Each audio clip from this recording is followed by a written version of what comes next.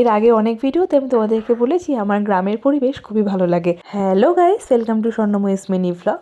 1 ঘন্টার মধ্যে তাড়াহুড়ো করে রেডি হয়ে চলে এসেছিলাম গড়িয়া বাস স্ট্যান্ডে, যেখান থেকে দীঘার বাস ছাড়ে সেখান থেকে টিকিট কাটলাম চণ্ডীপুরে। পৌঁছাতে মোটামুটি সময় লাগবে 2.5 থেকে 3 ঘন্টা। বাসে যেহেতু কোনো খাবার পাবো না, তাই জন্য কিছু চিপস, ক্যাডবেরি, লজেন্স এগুলো নিয়ে নিয়েছিলাম যাতে যেতে যেতে বাসে খেতে পারি। কাজে জয়েন করার পর থেকে সেরকমভাবে কোনো ছুটিও পাই না আর ঘুরতে যাওয়াও হয় না, তাই জন্য দুদিনের ছুটি পাওয়াতে ভাবলাম বেকার বেকার সময় নষ্ট না করে কোথাও গিয়ে ঘুরে আসি। এত তাড়াতাড়ি করে সবকিছু ঠিক হয়েছে যে আমরা যখন বাসের টিকিট কাটবো দেখি তখন বাসের টিকিট অ্যাভেলেবেল ছিল না।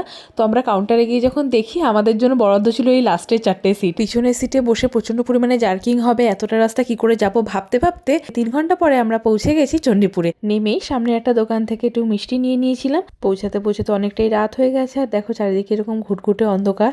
আজকে পৌঁছে খাওয়া দাওয়া করে শুয়ে পড়বো, তারপর কালকে সকালবেলা তোমাদেরকে পরিবেশটা পুরোটা দেখাবো ঘুরিয়ে। সকালে ঘুম থেকে উঠেই দেখি দরজার সামনে ইনি এসে দাঁড়িয়ে লেজ নাড়ছে।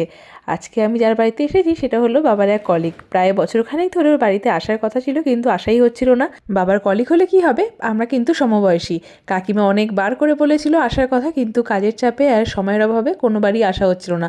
ওরাও আমাদের বাড়ি থেকে এসে অনেকবার ঘুরে গেছে, কিন্তু আমরা যাইনি বলে কাকিমা রেগে মেগে লাস্টে ফোন করে বলাই বন্ধ করে দিয়েছিল। তাই ভাবলাম একটু সময় যখন পেয়েছি যাই গিয়ে ঘুরেই আসি। আর দেখো এখানে পরিবেশটা এত সুন্দর, এরকম বাছুর মুরগি, এরকম ছোট ছোট মাটির ঘর, কি সুন্দর না। চারিপাশটা পুরো গাছপালায় ভর্তি, চারিদিকে যেখানেই তাকাবে দেখো সবুজ গাছপালা, মাটির উনুন যেখানে রান্না হচ্ছে, এরকম ছোট ছোট বাছুর রয়েছে, কত গাছ পুকুর।